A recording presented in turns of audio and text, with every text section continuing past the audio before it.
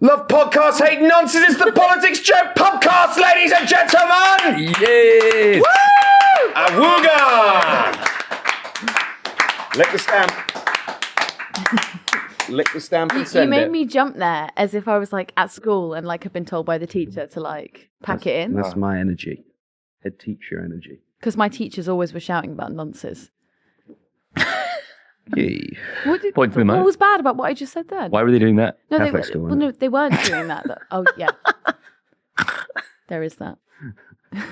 Golden Boimer, Ed Campbell. Hello. How are you? Good, thank you. How are you? Great. Glad to have you sat next to me. I love it. Always in a weird mood today, guys. Just so we know. Don't know why you'd say that. Are you tired? No. Oh, right, okay. As an Ava and I were having a conversation before we recorded, and Ollie was just sitting going, "Ooh," into the mic. Do it again. Ooh. That's nice. Your girlfriend's going to want to stay with you after that. That's good. There's a constant scale of whether my girlfriend will leave me or not based on the podcast. So Yeah. that's our leave. That's just you've just undone my good work. So The thing is, though, if she was listening, she wouldn't know which of us was making the noise. So throughout the episode, if I just drop one of those in there. I don't know. I think she might know my voice over yours. Why? Why? What distinguishes you? Because I think you've met my girlfriend twice, if that. That's how many times you think I've met her. Yeah. I'm sure your wife enjoys that comment. Cap J Journo, Ava Santina, how are you? Great. Thanks for having me. Glad you accepted the invite. On your Google Calendar. Never. I've never. Do you know that's like one of our biggest contentions is that I don't accept Google Calendar. Knocks me off so much. Really? Well, you said you could decline it if you don't want it in your fucking thing, but to just not reply. Well, but I've seen it. I don't know that you've seen it. Yeah, but I see everything. This isn't the right forum for us to have this conversation. But like every now and again, he'll like peer around the like the computer with this sort of like menacing, aggravated look on his face, which is like, are you gonna accept that? Or? I think I rarely look menacing or aggravated, to be honest with you. Apart from when I haven't accepted a calendar invite. That's the one exception. Yeah, that really gets my goat. Big day for you today. Yeah, Labour reshuffle. I'm so excited. Mm. It just really, I even texted. You're glowing. I thought I was. I texted the group last night, like one little tidbit, and I had so many other tidbits, and I was like, I couldn't send them because no one replied. No one seems to care the way that they should. I was too busy watching June. Sorry. That was purely directed at Ed, who hates this day. You I angry? don't- You upset? No, I don't hate it because I don't hate it, but I'm not excited about it. I feel entirely neutral about the day. Unlike when it's SNP reshuffle day, I and think then he's buzzing. Oh, Buzzing. yeah. There's more people you haven't heard of in the shadow front bench. Not even the shadow front bench, a different front bench. So, your take on the reshuffle would be one of ambivalence. That's what's coming from you. Well, I'm professionally interested. Okay, good. Personally, not very. And you are Does that disqualify me from this job?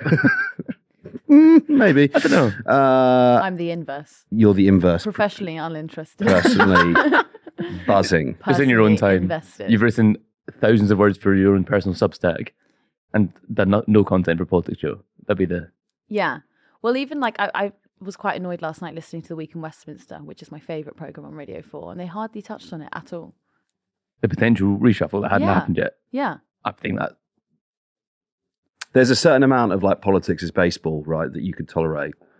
And even you saw it today when you're watching Sky News or whatever, and it's like, has the reshuffle started? Is this the biggest move of the reshuffle? Will there be a bigger move to come in the reshuffle? The reshuffle has finished.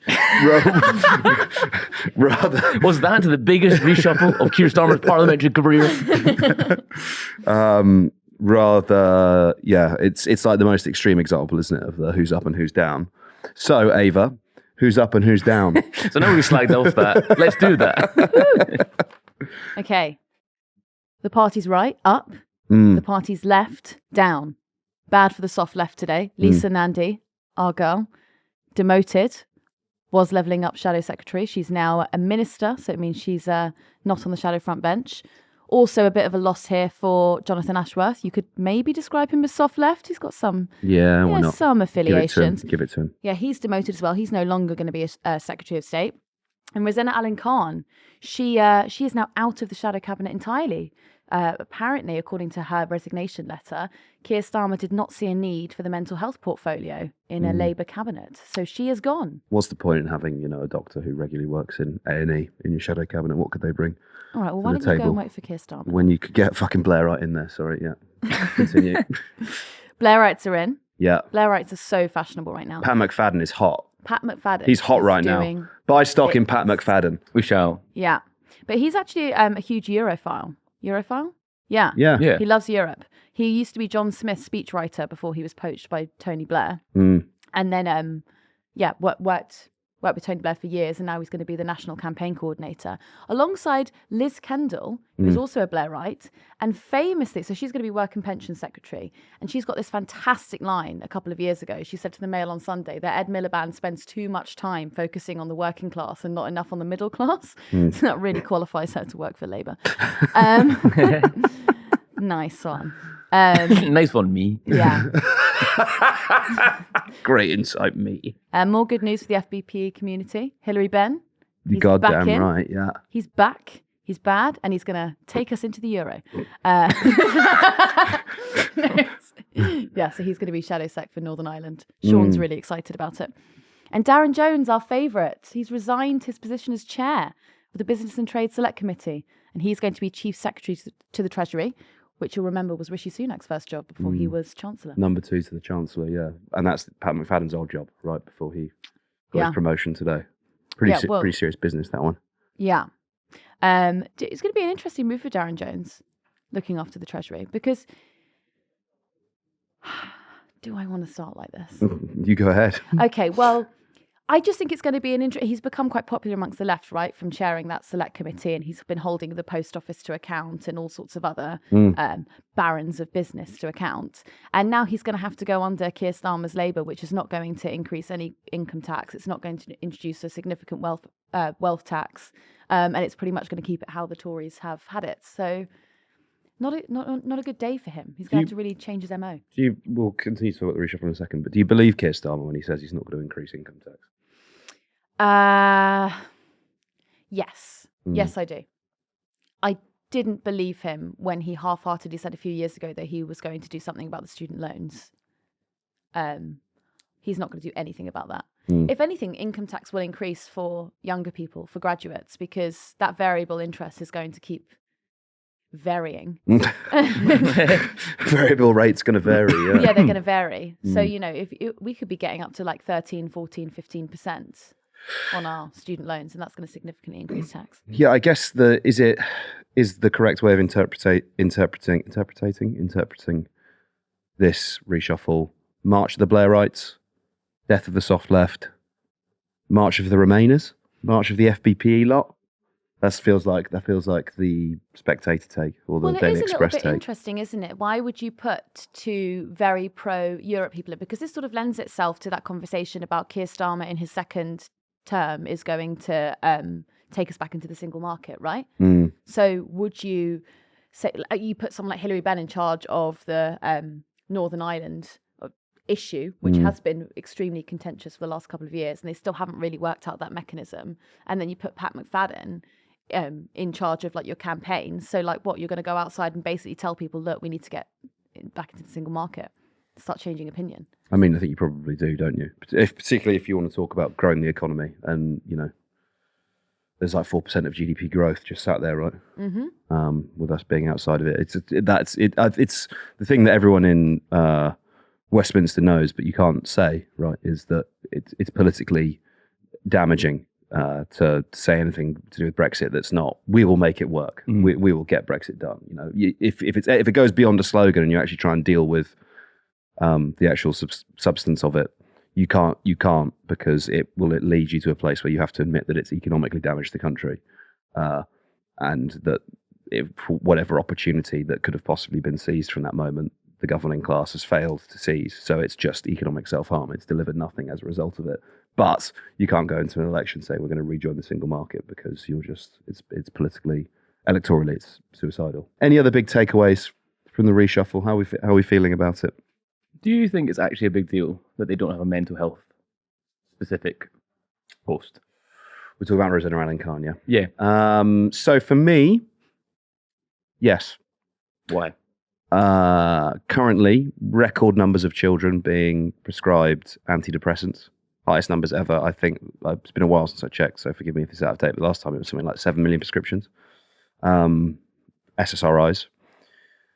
It's a huge issue, not just for younger people, although it gets sort of characterized as such. It's not. Obviously, it has far more wider reaching consequences. I think it's one of the most important aspects of the health service, certainly in modern times, and looking at sort of the consequences of the pandemic and lockdowns and increasing social isolation and atomization of society. I think mental health is an enormously important part of public policy making. Also has huge things to do with crime and the police force, because at the moment the police force are often dealing with people who should be being dealt with by mental health professionals, but they obviously there's no fucker about to go and help with that, so the police get called, and then they're not dealing with organised crime or whatever. So yeah, I think it's a huge part of someone who's serious about governance, serious about public policy. I think mental health should be relatively front and centre, and I think having it in the cabinet conveys a level of seriousness. Yeah, but I wonder, does that just not fall under the remit of the existing health secretary? And I think the converse is it's just kind of tokenism having a dedicated portfolio for the same reason the Conservatives have a veterans minister. Yeah. Controversial. Is that controversial? A little bit. I think you do need a veterans minister. Well, there's not a shadow veterans minister, is there? But you're saying basically what you're saying What does that is say? No, but as in like it's what you're saying is the Secretary of State for Defence can represent those interests in cabinet, and having someone else separately there is kind of just tokenism, flag waving. I think so, and so it's kind of like what is in terms of the actual provision of mental health treatment in this country. Does having Rosanna Allen Khan in that post in a Starmer government, would that actually affect any policy outcome? Well, probably as well, because their big brief a couple of weeks ago was that they are going to make the NHS a preventative service rather than a last port of call, right? That it's not going to be an accident and emergency service anymore. So I guess the argument would be we're going to have regular checkups and children are going to be able to receive mental health treatment without having, before they've got to crisis point. That would be their argument. However, where that money is going to come from, that's a whole other question. I mean, how on earth do you start to begin to tackle 7 million prescriptions, did you say? Yeah, something like that. How on earth do you begin to tackle that? That's mad. I hope I got that right now, because we've mentioned it twice. I can stomach getting it wrong once. But maybe that's what it is. Maybe there's also an argument that the mental health crisis is so out of control, you almost don't want to have a shadow minister there or a minister there when you're in government, because then you'd be drawing attention to the fact that actually that minister's portfolio is completely in crisis and you can't solve it. Because how much would it cost really to fix the crisis? Bit defeatist though, I guess. I could take your point that maybe it is just kind of a bit of tokenism, and as he tries to communicate his further sort of movement towards the right of the centre, that having something like woolly, like a mental health minister attending cabinet, probably doesn't play particularly well on the Telegraph or whatever. So you're sort of killing a sacred cow in that way of like not making it as much of a priority for you. I suppose you could say that the health secretary will cover it, but again, it's like if you have the person there separately, you're conveying how seriously you're taking the issue, I guess. So yeah, is that the argument you're making? I think, but I actually just don't really think it matters. I think as long as the policy outcome, the policy's there, and I think that's much more important than having someone like it. You'd rather the policy was there than having a minister there and nothing was achieved. And I don't think the policy outcome depends on there being a specific minister. Essentially, I think to me it seems just kind of decorative. The vibe, it's a bit madry. Oh, I don't know. How many civil servants can you expect in the Department for Health to be concentrating solely on mental health issues and then be bringing that up to the minister, right? If the minister, if the health secretary is in charge of getting the waiting lists down, how many people can you allocate to compile data on mental? I think it does need its own department. Yeah, I think the vibe from what I got from that Rosanna Arran-Khan letter is not that the post is no longer going to exist. It's just that Starmer doesn't see the Minister for Mental Health being required to attend cabinet. So I suspect it's still going to be there, still going to be a part of the sort of the health brief, which, as it should be. Well, it's good to oust an A&E doctor from the I know. Shadow Health Department. Kind of mad, though, isn't it? What on earth could she know about any of that? Yeah, exactly. No. She doesn't know anything about PFI, so her experience is irrelevant. Yeah. Yeah. Anything else to add about the reshuffle other than just your unabridged joy? There's more coming later. Just a little bit about Angela Rayner. So Ange. Yeah. Angela Rayner has been given Lisa Nandy's old brief, so she's shadow leveling up. I swear to God, every single time one of these happens, and it's not every single time because I think the last one was 2021, she just gets more. Well, her title's still really long, so she's still going to be working on the future of work, which is the de facto Labour's new deal for workers. She's going to be in charge of that, and the unions were really strict. They really wanted her to stay in charge. They would have absolutely kicked off if she wasn't heading that brief up anymore, if she'd lost that portfolio. But the housing position is just basically like a cross move. She's not been demoted, not been promoted. But there is the introduction of this shadow deputy prime minister. Right, Yes. into her title. The moniker. She's got the moniker. And she'll also... You were saying Monica. And I was like, well, I don't know who Monica is. Well, she should. Monica She'll be going up Lewinsky. against Gove as well now in the Commons. And I think that'll be... That'll be fun. She's good against Gove. So is Nandy, though. I mean, I feel bad for Lisa Nandy. I think she's come out, been done unfairly here. I thought she was pretty decent. Nearly leader once as well, wasn't she? Yeah, she came third, in 2020? Not bad. Closer than any of us came. None of us ran, to be fair. How well do you think you did? Believe in yourself, Ed. Come on. How is me saying I didn't run a fact that I didn't run by virtue of not being a member of the Labour Party or a Labour MP, all the kind of requisites to become Labour leader? Yeah. If you had run, you would have won. Is that what you're saying? Yes, sorry. If I was an They're MP... fucking lucky Ed Campbell didn't run. Let me tell you if I that was for a a fact. Labour MP, I would have simply won the Labour leadership election. How hard can it be? Do you know, is Pat McFadden like in your... He looms large in Ed's subconscious, No, let but me does tell he? you. Because he Why? was he was sent over by Blair, wasn't he, to sort out devolution when the government was first. When I was one. Well, yeah. Believe it or not, I don't remember him very much. He looms large. You have nightmares about him, don't We you? probably looked similar, like bald and... And what? Celtic in gummy. Scotland? I think he's a Celtic fan. I think. Maybe. Yeah, Celtic fan. New Labour. That's basically all I've got. You could have done you'd have been well up for Alistair Campbell's Rangers Celtic match in Belfast.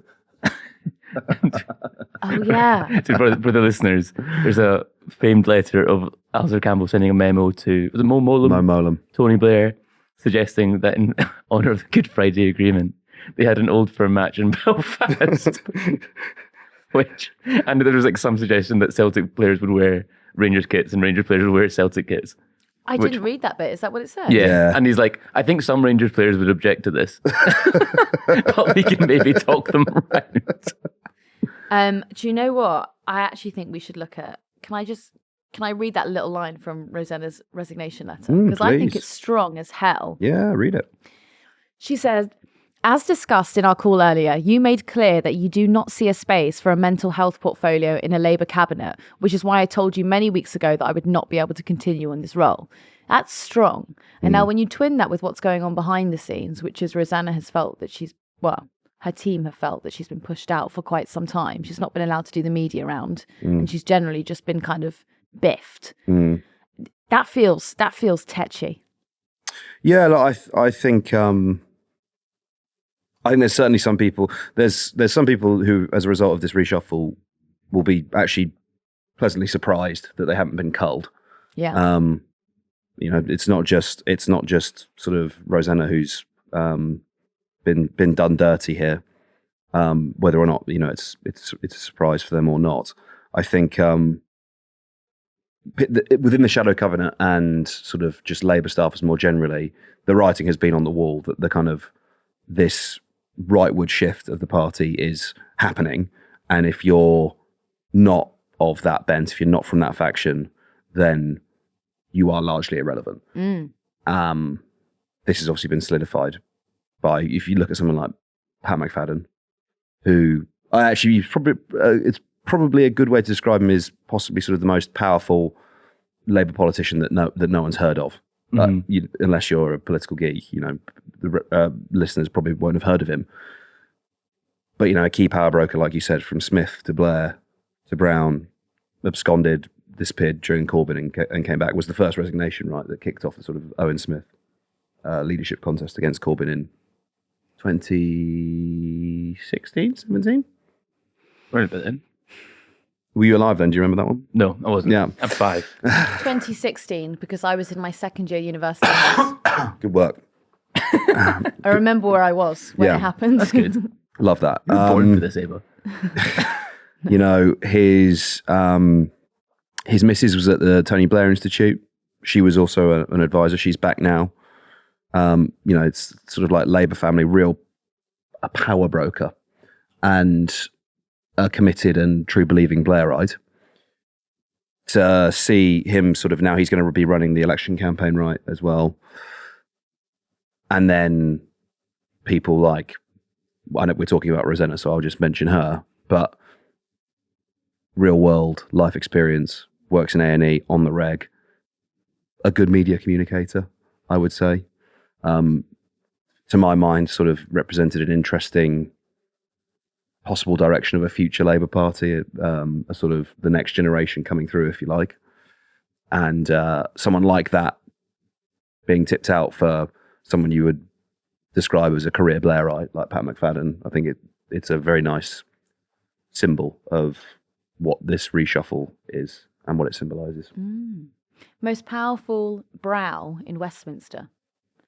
He raises his eyebrow, and it's apparently it's meant to frighten you. Oh, really? You ain't seen these puppies. Yeah, it's like Gavin Williamson's spider. It's supposed to have the Cronus. same- Yeah, Why are they all so freaking weird? I know. Why, like, Pat McFadden must simply raise his eyebrow. it's also like, who cares? And Labour spads It's like- shit themselves. It's so like, oh. These people have like the constitution of a toddler. Oh, No, Pat! people have only worked in Westminster since the age of 21. Just a ghost. You need to be frightened of this. Why? knocking their Chili's bottles over and pissing themselves. Can't they all just like behave like Southside. normal people? yeah. But to be fair, I mean, not so much now. But there was that chief whip, and the name escapes me. But there was that chief whip who used to threaten the MPs. I'm not exaggerating. If you don't vote the way I'm telling you to, I will tell the world that you are noncing.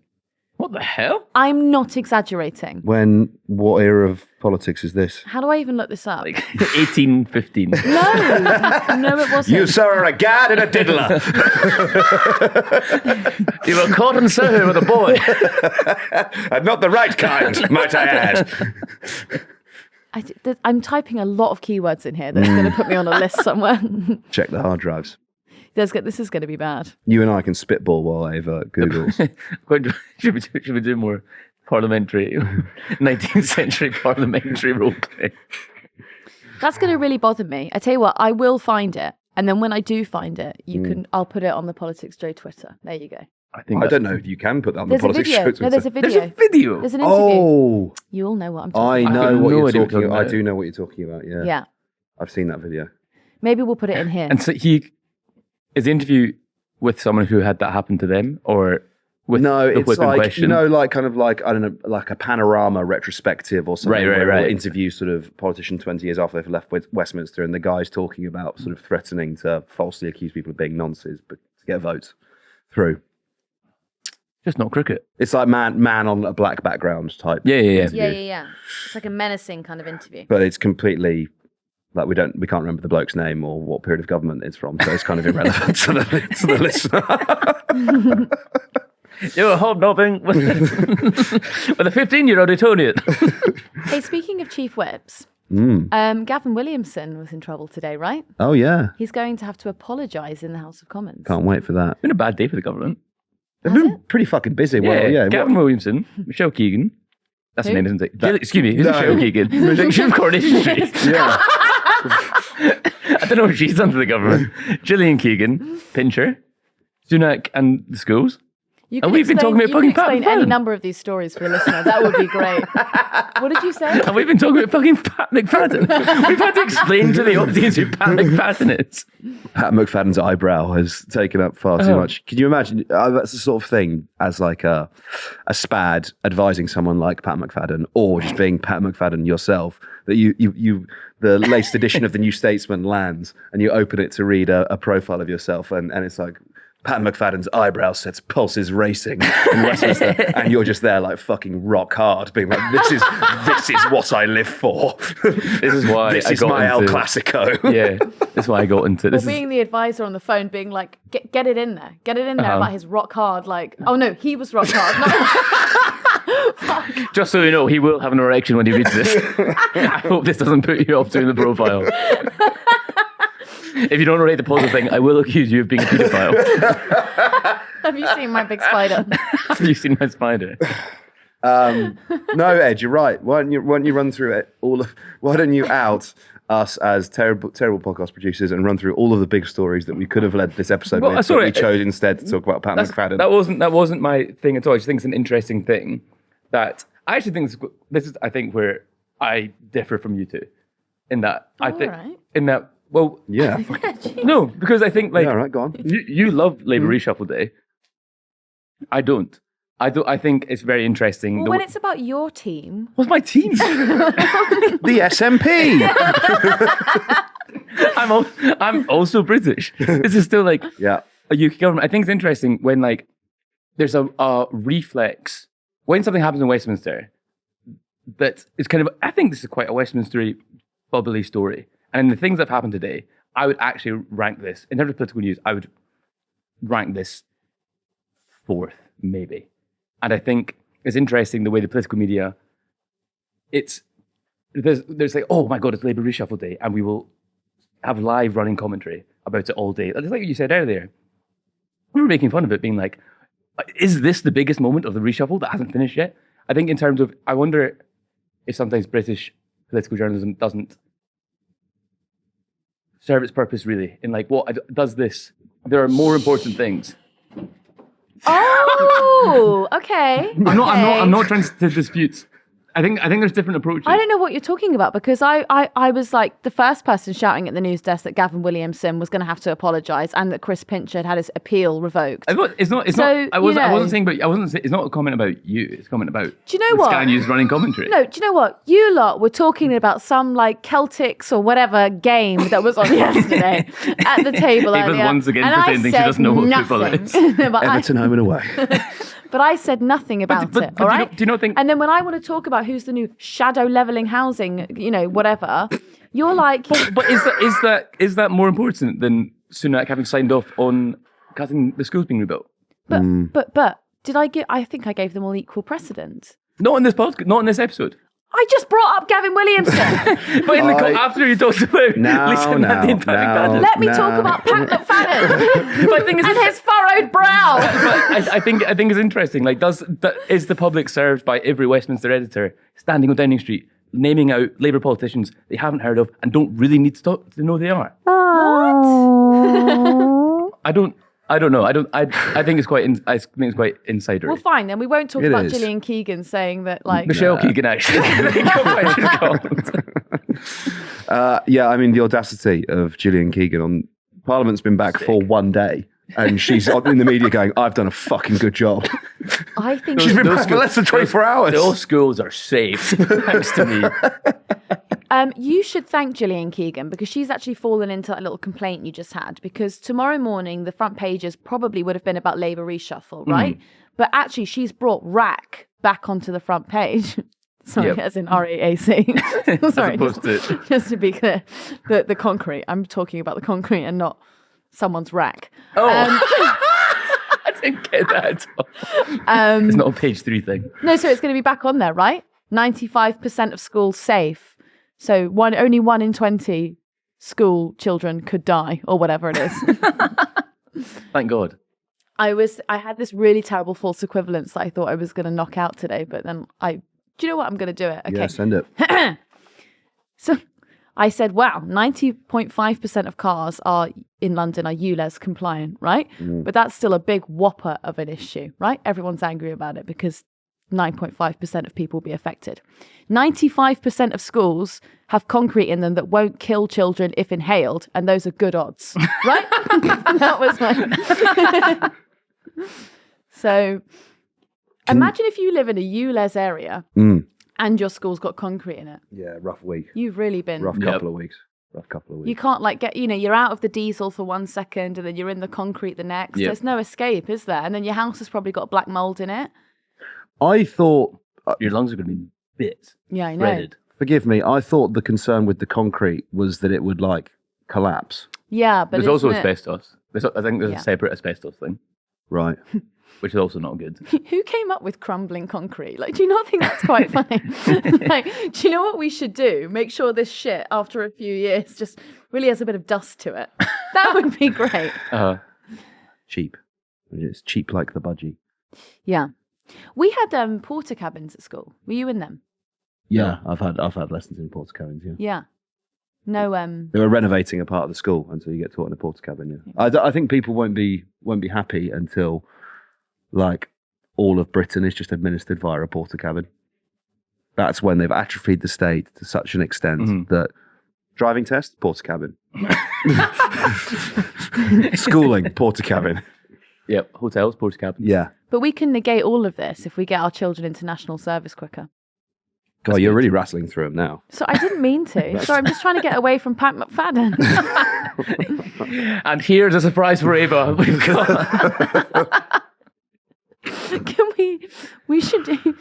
No. What do do what? you reckon the odds of him coming on are after this episode? Probably pretty low. Show us the eyebrow, Pat.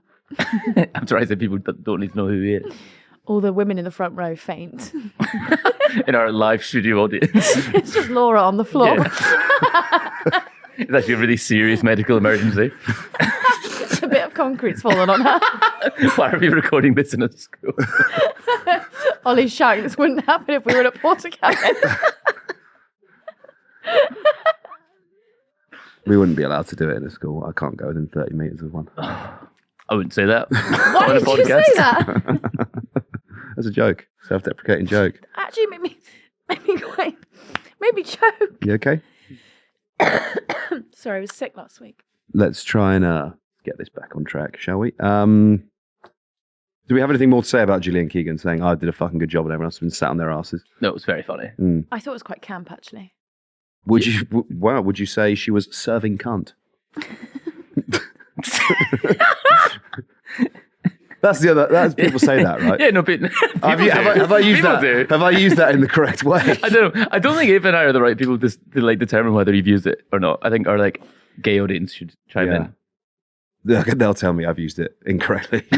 I can guarantee you that. Serving cunt.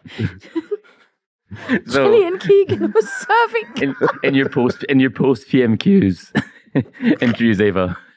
Ask the MP, do you think Rishi Sunak was serving cunt? And refuse to explain what you mean. What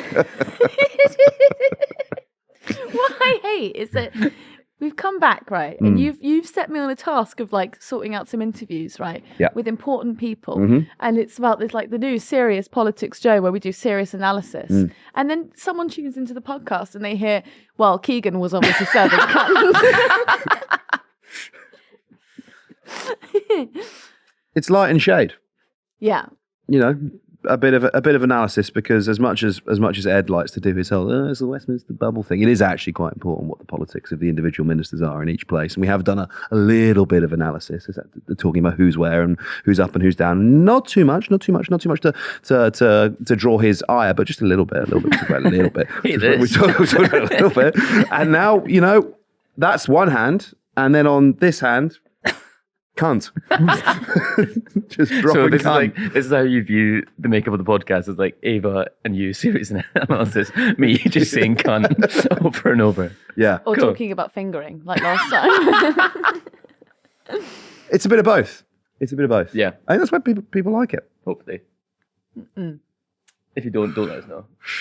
I really hope. Do you know how, like, in like comms department in the government, they listen to loads of different media? I really hope there's someone charged with listening to the Pubcast. Just checking on that, would you, Bradley? Just see what's going on that. Minister, they're saying that Gillian Keegan is serving cunt. Is that a good thing or a bad thing? Some poor spam urban dictionary. Desperately emailing LGBT to find out what it means. Yeah. Councillor Tom, ring him. Yeah. Bir Mafalami's probably a friend of the podcast. You could call him. Yes. We should have him back. Yeah, that'd He be hasn't good. listened to it for a while since he last did it. So, Yeah, again, probably for the best. yeah. I think our efforts to get MPs on are basically, Choppers. if they say yes, it's because they don't listen. No. So they don't understand, like when fucking, what's his chops was sat over there. Trickett. When Trickett was sat there and I shouted out, love podcast, hate nonsense. And he's like, what the hell have I just signed up for? His spad's kind of chuckling over there in the Yeah. green room. But you have to clap, because if you don't clap, then Yeah, well, you're sus. yeah. No, actually, I've had quite a bit of feedback. Apparently, it was like the only interview that this person's sister has ever rung him up about and watched, and was really? like, "Oh my god, why are you on Politics Joe?" That's funny. like I watched the whole thing. Ah. Like he was That's nice. really admired for it. Actually, no, Jonathan Ashworth, I can say as well, he was really taken aback by the response he got from it. We had like 100,000 people being like, this man should be the Prime Minister. Yeah. It's an amazing thing, isn't it? When Maybe I should be the Prime Minister. I never conceived it. Well, you won't be now, Jonathan. Now you've been demoted in Keir Starmer's reshuffle. See, yeah, this is why it's relevant, okay? Do you think that's why? Do you think it's why they saw Starmer's office saw the comments and were like, we need to take him out. he's getting too powerful. No, I genuinely think it's because any politician that does engage with us, do interviews with us, etc., you see them in a different way to when they're on Sky, when they're on the Beeb, whatever. You're a good interviewer. I'm all right. You're a good interviewer. Come on. Cheers, Ed. And David didn't say it, notice that. I know, I did notice that. I was saying, come on, as if to say, like, let's not play this little self-deprecating game, all right? We don't need to. But the point is, if people say that, oh, so he was so good as a bloody Prime Minister. Make this man Prime Minister. And it's because it's the first time they've ever actually seen that person sort of engaging in good faith and having a serious and actually talking about something in depth. Doing something long as well. Yeah. It's not 5 minutes. It's Not a pill clip. It's not 10 minutes. Exactly. And it's not to be denigrating to Jonathan Ashworth.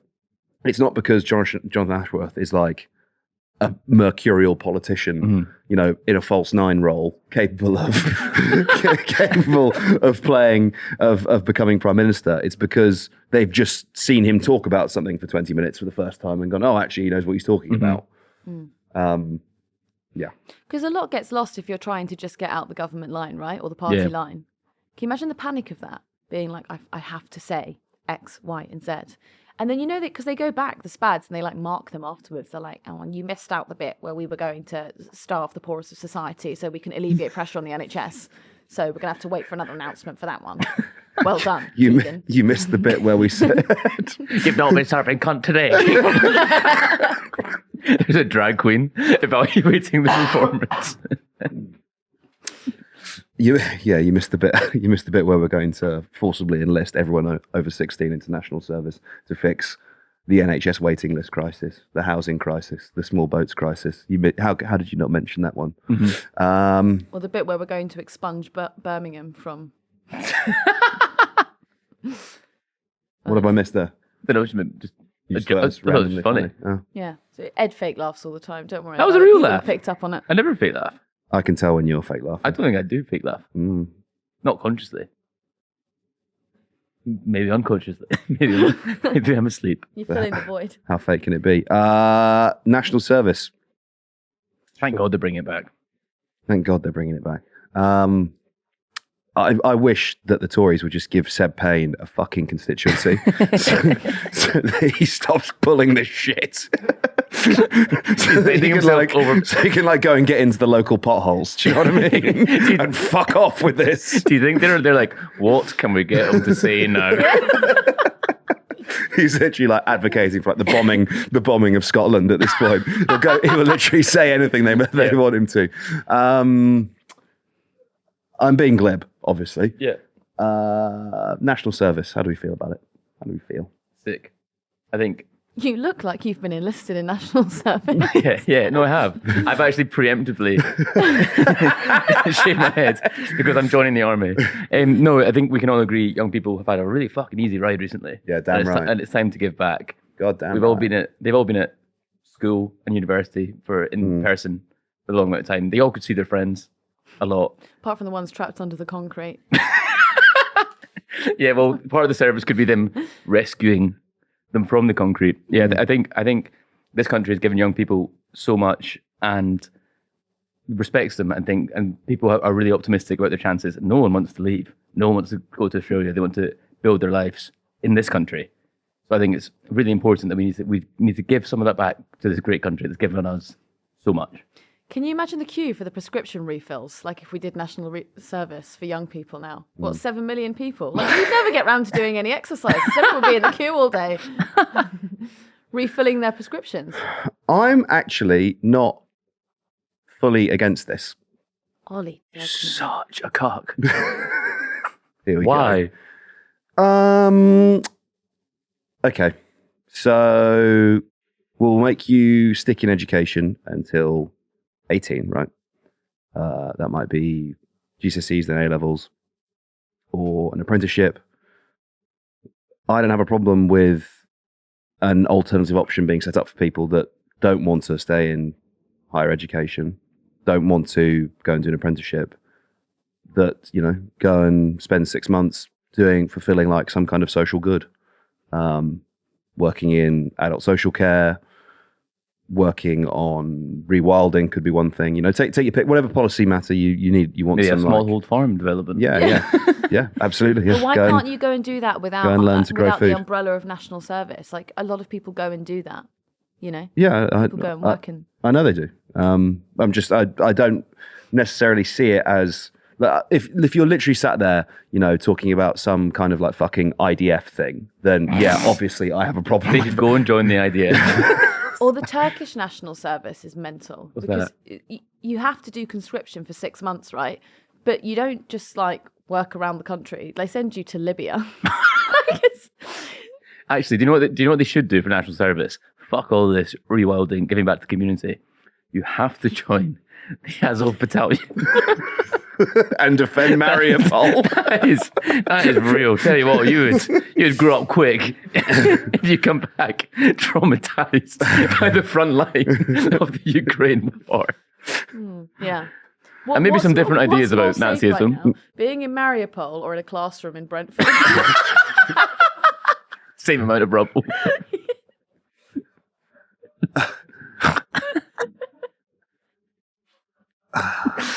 Look. I just think it's an idea that's conceived by people who never had to actually work for what they've got. See, the National Citizen Service, it exists already, doesn't it? It was Cameron's thing.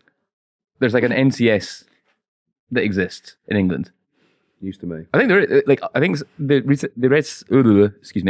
there was something like 600,000 people have done it. Have done like a national citizenship. What is it, like DFE? It's basically like DFE, but I think it's very similar to what Seb Payne has proposed, but it's opt-in.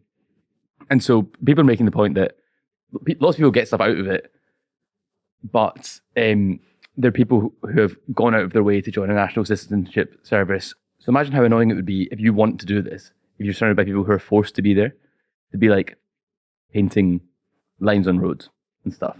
I think the outcomes of this would not be as positive, perhaps. I just think it's an absolutely ridiculous idea cooked up by someone who's so desperate to impress like the 50 or 60-year-olds in the Conservative Party that he will absolutely say anything. Because come on, are you really going to look, as you said earlier, you're going to really look at 16 to 19-year-olds and think, yeah, they need to see a little bit of rough, But I No, I agree with both of you. I don't think this idea is suggested from a serious place. I think it comes from the fact that the key dividing line of modern British politics is age, and it's probably also age plus education. So sort of younger university graduates versus older non-university graduates, and those fault lines also sort of mirror Remain and Leave. But the point of this article is to inflame and provoke the sort of identity values of that older cohort of people, which is that essentially young people have never had it so good.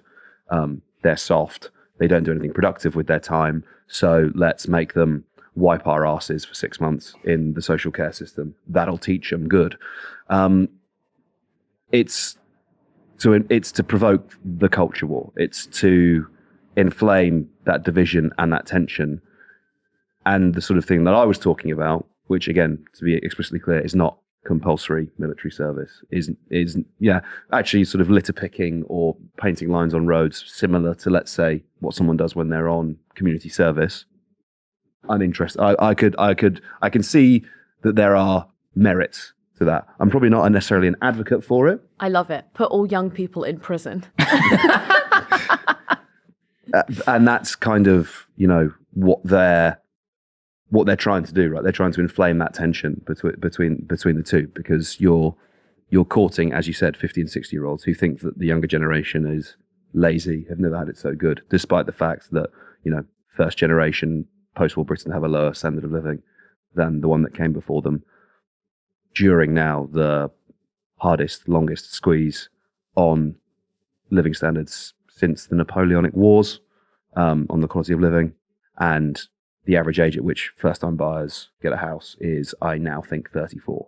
So, obviously, life is not all sunshine and rainbows and avocados and lattes, as they want you to believe. But what I'm just...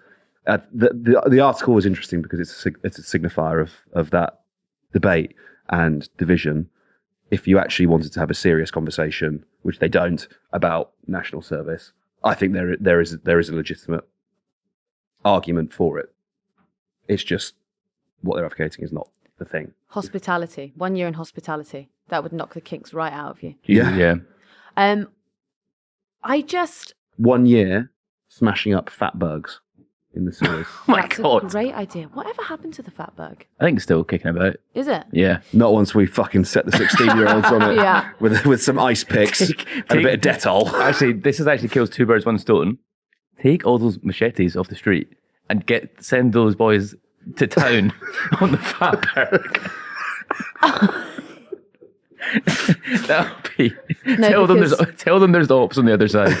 And they will be through that. No, but then there'd be like someone who comes online to go like, well, back in my day, we had to take the fatberg out with our bare mouth. We didn't have your conflagrated zombie knives with modern technology. We had to lick and kiss the fatberg. Yeah. I just had half a sandwich in a brown paper bag and my teeth. That kept us warm, the fatberg. Do you think the adult social care line is that they know that they can't afford to keep providing it on the public purse, and so it'd be better if you just got a load of 17 and 18-year-olds in there and call it national service, but actually it's just we don't have any money to employ anyone anymore. But I don't think it's necessarily a bad thing to have younger people in contact with the older generation, fostering friendships, relationships, meeting people that you wouldn't otherwise meet. I don't think it's a bad thing. Yeah, we'll definitely get immigration down, because most people will go, fuck that, I'm not doing that. I'll take my chance in Libya. I'm not going down near the fatberg. It's the two options. There'd be such a... Wiping a granny's arse or going to Libya. At risk of trying to have a serious conversation about this, I think that, British society is increasingly fractured, atomized, and separate from one another, that people don't really get out of their echo chamber, bubble, call it whatever the fuck you want to call it. And people live increasingly digitized online lives surrounded by people that they agree with. And actually, it's not the worst thing in the world to go and spend some time working with someone from a different background, whether it's because they're super posh and you're not, they're really old, you're not, whatever the difference is, spend time hanging out. You're playing the long game to meet Charlotte Owen. That's what's going on. I'd like to hear your line of thinking there, Eva. Well, you come across people that you don't normally agree with, and or in other walks of life, and they might be a bit posher than you or whatever. And Charlotte, please call me back. None of those things are true. Charlotte Owen and I not only see eye to eye on every political issue, I'm also far posher than her. You'd probably find out they had a How is it? Just sorry. Whenever I say something that like I don't agree with necessarily with you guys, you're like, well, Ollie's fucking mental. This is exactly what I'm talking about, actually. You meet someone you don't agree with, you two shit the bed. This is why we need national service. Well, even I just had a full argument on the podcast earlier. That's true, actually, you did. Yeah, but I mean, that was slightly disingenuous because like you weren't actually going at each other, but we weren't going at you there. You're interpreting it as like, a personal attack on one another. Yeah, well, look, you can always go and start a podcast at Guido Fawkes if that's what you do. Welcome to the CapEx podcast with Ollie Tugmore. This is why you should pay more tax and I should pay none. I need my hedge cutting, and I'd like to not pay a 16-year-old to do it. Yeah. Do you think it's because we're younger than you? Do you think I'm not. You are younger than Ollie? Just. You are. Just. Why did you bring the mood down like that? No, because do you think it's like we have more empathy with young people still? You've like crossed over into like boomer world. Yeah, but crossing over would imply that I wasn't there in the first place. That's true. Yeah. You've been a boomer forever, as a 47-year-old man. Boomer at heart, live, laugh, love. Yeah. What's got two thumbs and hates the proletariat? This guy. This is what I'm talking like. No one in their right minds finds that joke funny. You walk into a pub and use the word proletariat. People be like, who the fuck are you? Sorry, I'm going like full Mick Wright here. Yeah, but they also wouldn't know who Pat McFadden was. Yeah. Not down the Salmon and Bull. I don't know what that is. It's a pub in the East End. Does he hang That's out what they're there? talking about. It's really good karaoke there, actually. Really? Cash only as well. Cool. My type of place. As a key proponent of GB News' Save Cash campaign. Sort of place my granddad would go to see a man about a dog. What's that? Yeah. With a wallet for the 50s. And a big knife. Fresh from the fabric.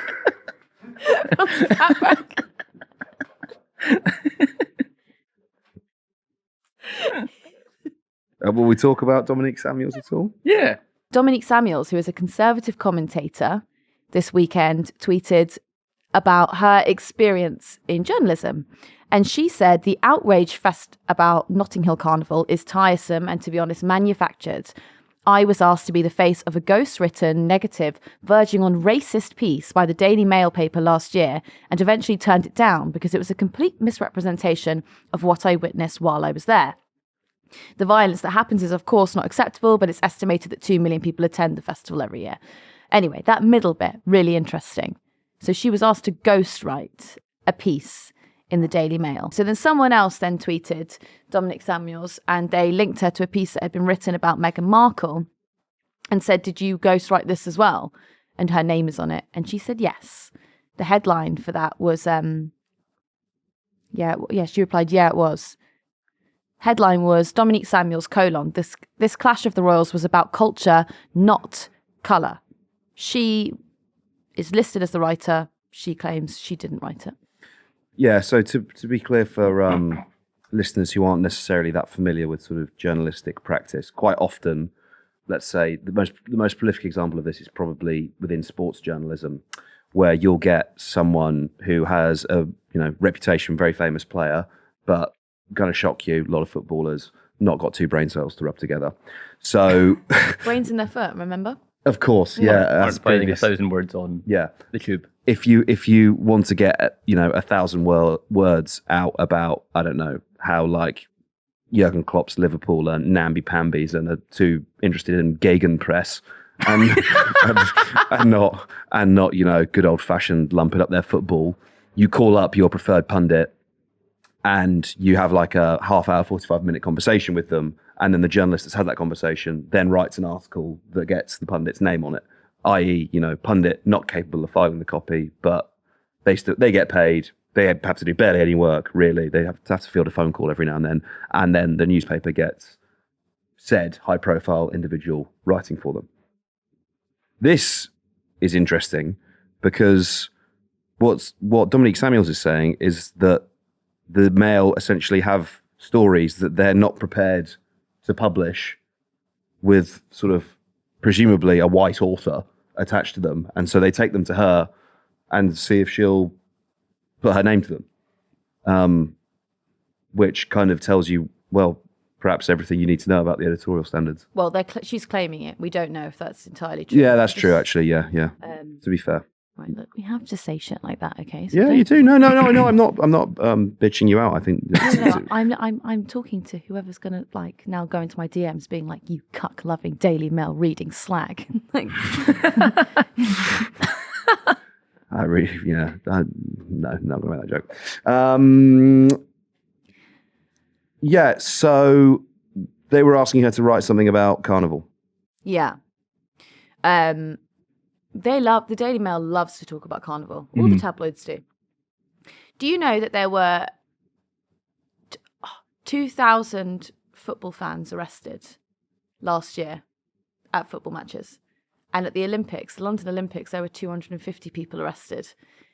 And so at an event where there are 2 million people, it is reasonable that 100 people or a couple of hundred people get arrested. That is reasonable. You know? When you bring people together like that and you give them a couple of drinks, look at Soho or Manchester or Liverpool on a Saturday night. How many people get arrested? You know, should we all just stay at home, not go out at all? No, for sure. And so, what do you think it is that distinguishes Notting Hill Carnival from those other events that makes the tabloids What could it be? focus on the violence? Ava? Well, it's a Caribbean festival, isn't it? And that's a particularly upsetting. Well, you know, they did try hard with Windrush. They tried to get them all out during Windrush. It didn't work, and so now they're going to So now Carnival. they've got their bloody carnival. Yeah, they're still, they're just rubbing it in our faces. I haven't been that many times. I've been a couple, and I have really enjoyed it. But it's also it's really fucking intense, isn't it? To like be in the street with 2 million people, like it is a lot. Yeah, and it's also like I haven't been for years. I used to go when I was younger, a lot younger. But I haven't been for years because it's not really my day, you know. Reshuffle is my day. Reshuffle is your carnival. This is my carnival. Yeah. What Carnival is to the Afro-Caribbean community, Labour Reshuffle Day is to Ava Santina. Celebration of my It culture. actually really is a Caribbean festival rather than an Afro-Caribbean festival. Is it? But I don't want to start anything. I don't want to start anything. Do you think Pat McFadden is backing it up in the shadow cabinet room Oh my right now? God. Who's catching wines on Pat McFadden as he raises his eyebrow? Yeah. Who's Starmer? No, they get How do you get the job? Keir Starmer with a bottle of Ray and Nephews. Pat McFadden's eyebrow.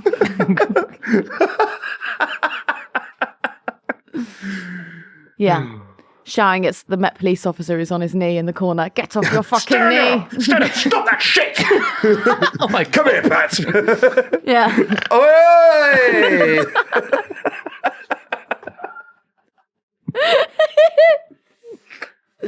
Do you remember? It's unfair actually to put that on Keir Starmer. Keir Starmer took the knee. Do you remember? Yeah. Him and Ange did it next Yeah. in the office in fucking Norman Shore South, didn't they? There's a photo of them taking a knee. So it's probably unfair to put that racism on him there. I think so. I think it's really unfair, to be honest with you. Yeah, that's I just did. The police chief, what's his name? Mark Rowley. He was pretty angry about officers taking the knee and having rainbow flags on them. He's much more pleased when there's officers, upstanding members of the community like Wayne Couzens flashing people on the Clapham Common. That really shows off the force at its best. Do you know what though? If Wayne Couzens had a fucking rainbow on him, it would have been different. Is that what the woke police thing was? Yeah. Oh. They've been not being misogynistic.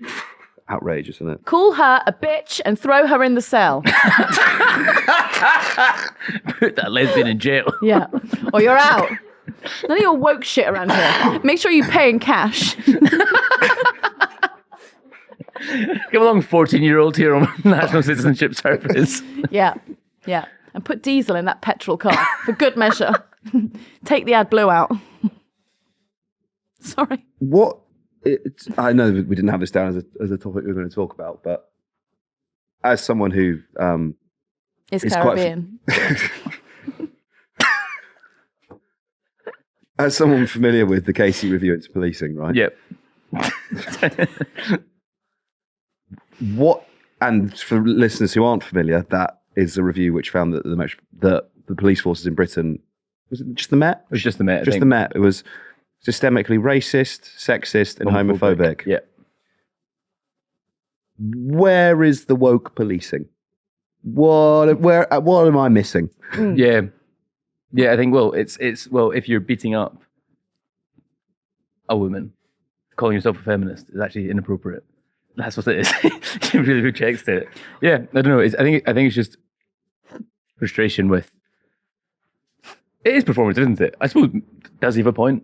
Being like, you maybe shouldn't wear the rainbow flag if we've been found to be beating up gays at the same time. Yeah, if we've been found to be institutionally homophobic. Yeah, look, I think for a long time, feminism also always gets misconstrued, right? And all we're asking for is equality, and I can't even finish this. It's the same thing that the LGBT community are asking for. They're just asking for equality, okay? So what we're saying is hit us all equally, okay? Bring water cannons to Pride.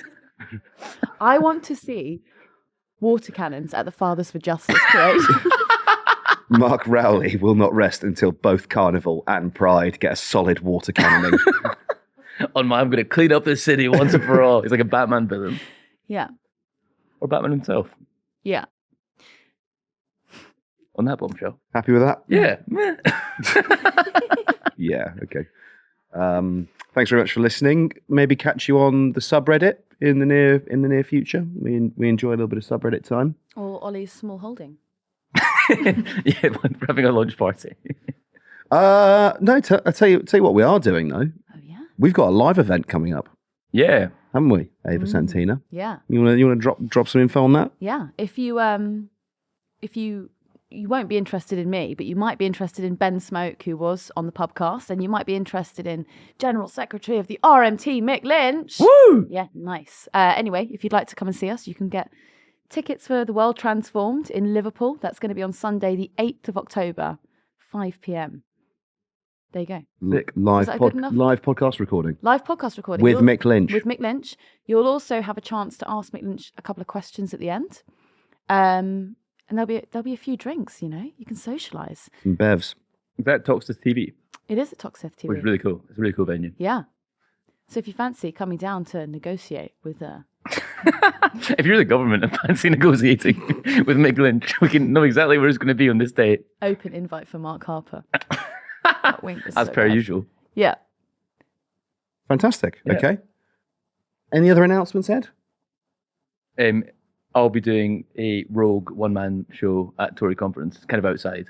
With Steve Bray. With Steve Bray, we're planning to bring back the Euro. Only in Scotland. Only in Scotland. It's endorsed by the SNP as well. And Hilary Benn. And Hillary Benn. And His EU first move Supergirl. as Shadow Secretary of State of Northern Ireland is to bring the Euro back to Scotland. He's not very good at his job. Oh, I thought they were. They're all the place. same. Yeah, but I flew here. They all sound the same to me. Yeah. Love the Celtics. See you on the next one.